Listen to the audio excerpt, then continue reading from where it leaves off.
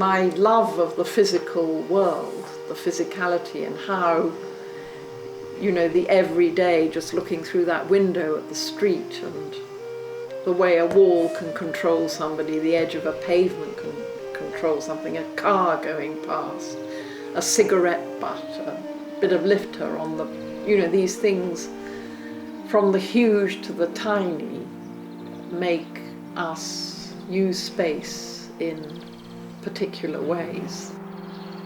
That idea of space as a solid material also seems to me deeply fascinating, and absolutely nothing to do with illusion, you know, or lying. But you need to lie in order to translate that back into the theatrical space of a gallery. The Baltic is quite solitary there as a great lump of a building. And when you're up on that fourth floor, you seem to look both ways down the Tyne. It feels quite isolated up there on the fourth floor, actually, which I find very interesting as a gallery for sculpture. It's been a very exciting experience taking on this huge space, but I have no idea what the outcome is going to be.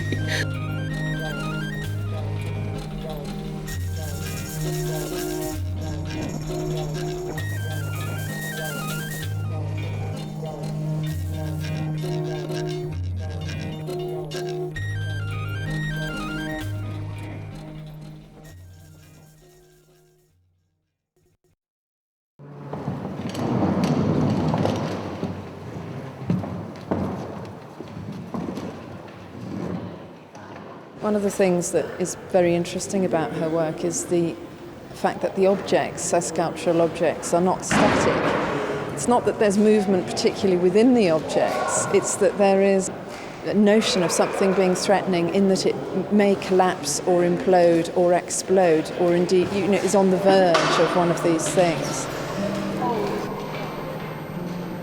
This interest in pushing the materials and methods to the limits of their kind of physical abilities is typical of Phyllida's work.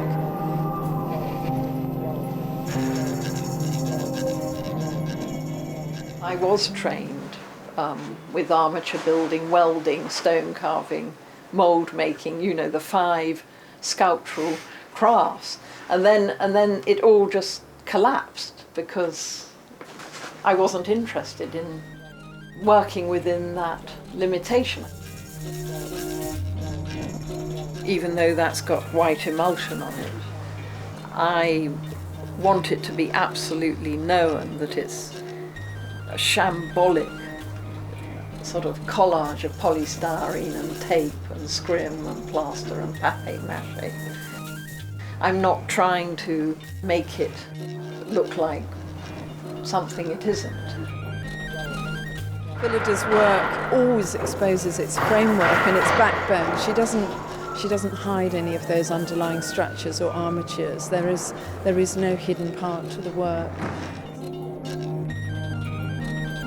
There's got to be enough room for making decisions happen very spontaneously, and to not have a kind of guilt about things breaking and not working and all that kind of history of making that is actually enormously problematic. I actually want to make an exhibition where things arrive at some sort of conclusion. And that, of course, is in direct conflict with my preferred interest in process and the ebb and flow of process.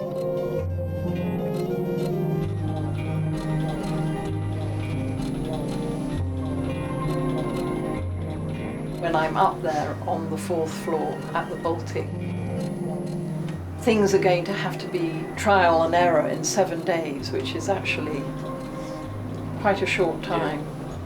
Mind you, God made the world in 7 days, sorry.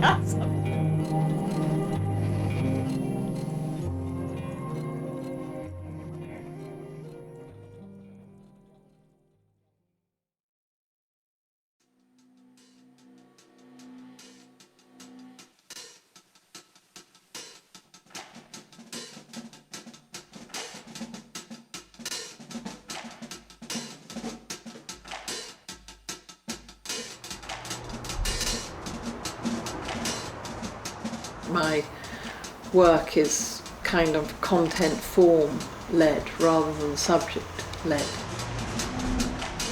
Most of the techniques of construction are in many ways about wrapping, gluing, sticking, shoving together, wedging. She's using a real experience and knowledge of materials, volume, weight, mass, but she's actually putting them together in a almost a homemade way. I need to find out what materials do and to manipulate them, maybe in order to find an idea. I look at the polystyrene, huge polystyrene blocks in the builders' merchants, and it seems to me it's such a simple thing, and I wouldn't blame anyone for not being at all interested in it, but it seems to me sort of interesting that you've got this stack of paving slabs right next door to them, and 5 of those become unliftable. But you can take 5 great blocks of polystyrene, just put them on the roof of the car, and you've got this massive, great block of stuff, but it's light and quite fragile and all the rest of it. And there seems to me sort of something about that parody between the two things that I find quite intriguing. The idea of the block is something massive and heavy, and making it float up in the air on the end of these supports, and being able to play with the language of the block. I do feel it's very different from painting, where the act of looking at a painting, which I absolutely love, is one of the painting is on the wall. It's already occupying a very official institutional space. It's on the wall of a building, and you stand in front of it and you walk up to it and then you walk away from it. It's like a sort of backwards and forwards in a very particular kind of corridor space. If you do that with sculpture, you're missing something. The revolution that took place in the late 50s and the 60s was that was really through the questioning of materiality. Almost any craft that's used to support our everyday existence could also be appropriated for the making of an art object. It no longer had to be sanctified by the belief that sculpture was a thing that came into existence because it had used those sculptural techniques.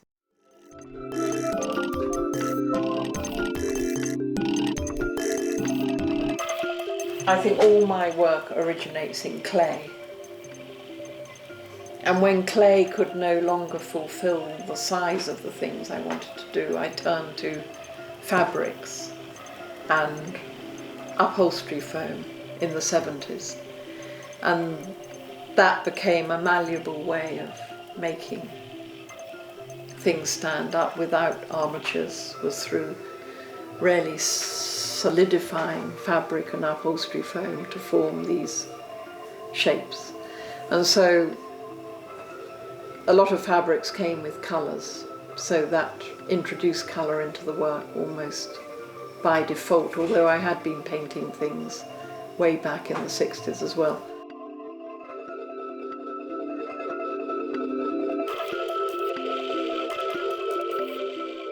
The colour is connected with something to do with touch and clay. And it's originally, say, 10, 15 years ago, the colour was like the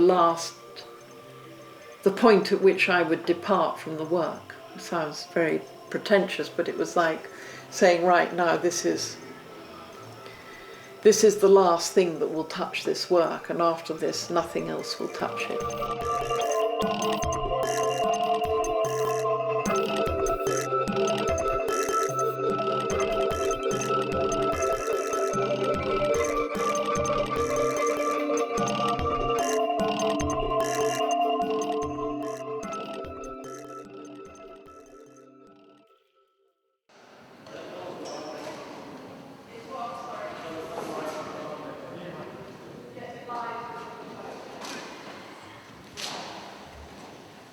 it came to the painting, I think she found it really difficult to let go, because she doesn't have to think about it, she can just do it as an automatic action. Whereas for me to try to replicate that, it means that she's got to direct it.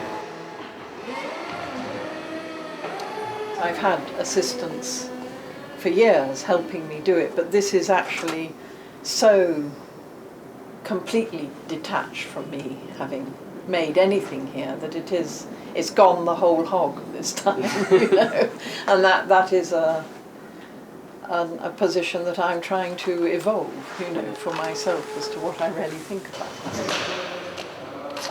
The further it went, the more obvious it became that the action that I was using was really important, and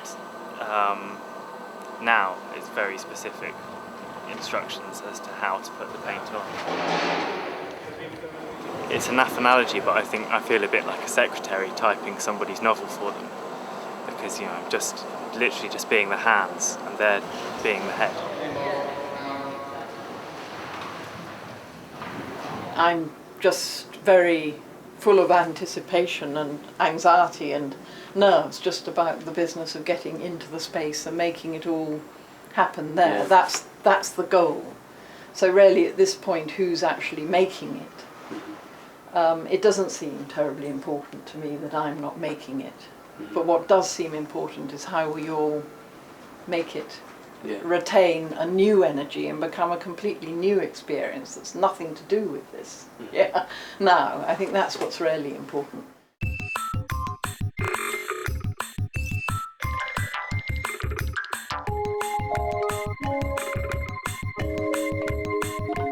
Today is quite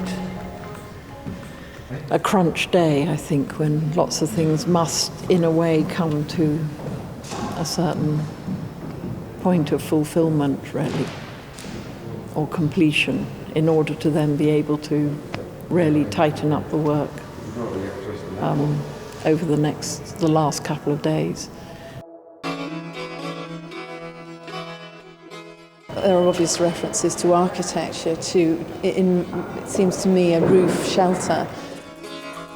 I don't actually know what architecture is. I'm completely bewildered by the urban environment and how it comes about to be what it is. These great constructions that are going up all around us, or roads that are slicing through these environments, don't create space. They annihilate space. They speak about space in a very particular kind of way, and then I look at the buildings and it's like a pack of cards, you know, and hence the sort of that structural look in my own work. I'm curious about enormity of structures that seem to have nothing to them.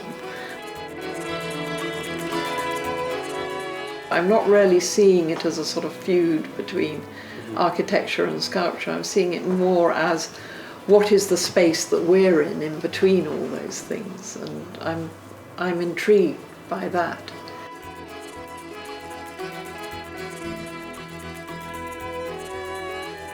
Whether it's sculpture or architecture, these things act as obstacles, you know, and how we then engage with those obstacles is, I think, very emotional, you know, and political, actually, which I think is hugely important.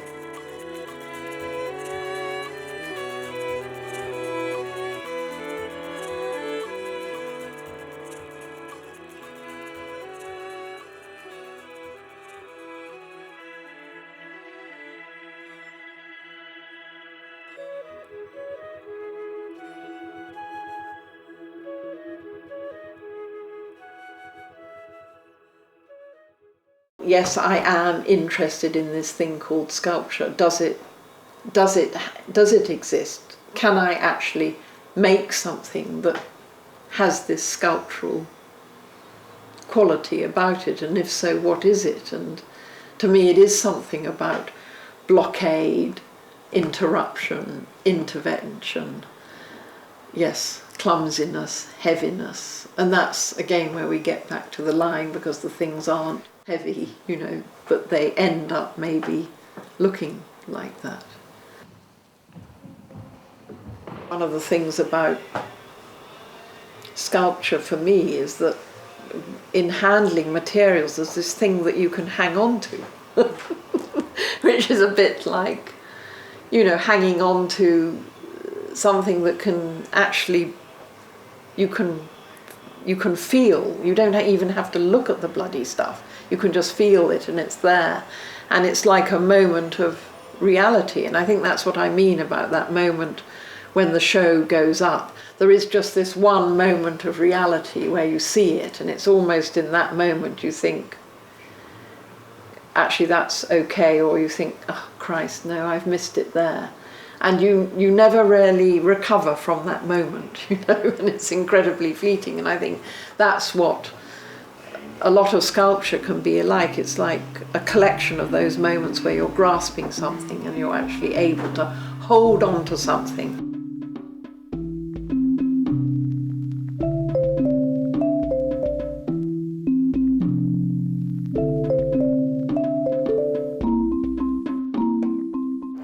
In working with Phyllida over the last 9 months to a year, my ideas about her work have been continually challenged, and I've been continually trying to address my thoughts towards the work and my understanding of the work.